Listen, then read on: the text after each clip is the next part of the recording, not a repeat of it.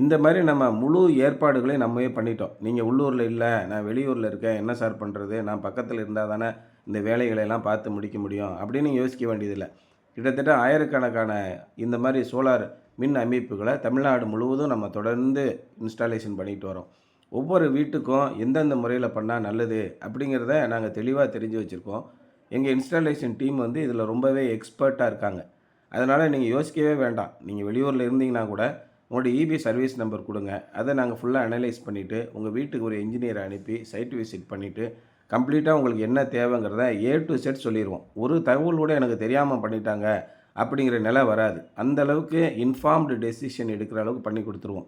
அப்போ கரெக்டான முறையில் இந்த சோலார் சிஸ்டத்தை இன்ஸ்டால் பண்ணிட்டோம்னா அடுத்து வரக்கூடிய 25 வருஷத்துக்கு உங்களுக்கு எந்த பிரச்சனையும் இருக்காது.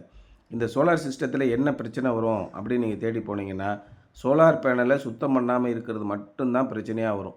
சோலார் பேனலை சுத்தம் பண்ணலை, அதை சரியாக பராமரிப்பு பண்ணலை, 1 வருஷம் 2 வருஷம் அப்படியே போட்டுட்டேன் அப்படின்னா தான் பிரச்சனை. ஒரு 3 மாதத்துக்கு ஒருக்கையாவது நீங்கள் துடைச்சிடணும். மழை காலங்களில் இந்த மாதிரி கழுவ வேண்டிய அவசியமே இல்லை.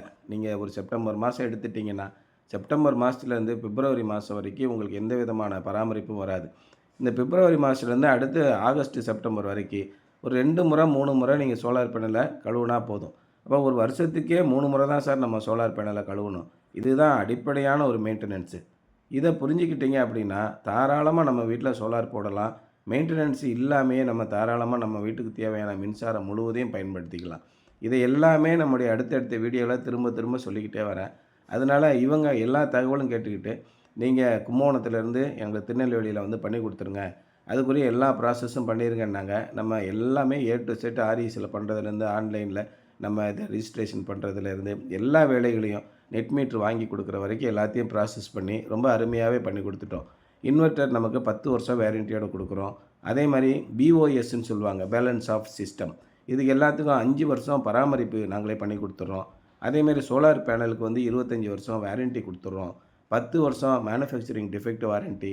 இப்படி நாங்கள் ஒன்றுக்கும் ரொம்ப அற்புதமான சிஸ்டம் பண்ணி கொடுத்துட்றோம்.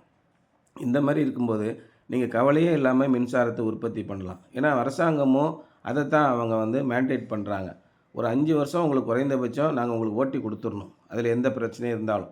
இப்போ இது வந்து டிஃபெக்ட்னாலேயோ அல்லது மற்ற வேணும்னே செஞ்ச செயல்னாலேயோ ஏற்படக்கூடிய மற்ற விதமான பராமரிப்புகளுக்கு ஆகாது.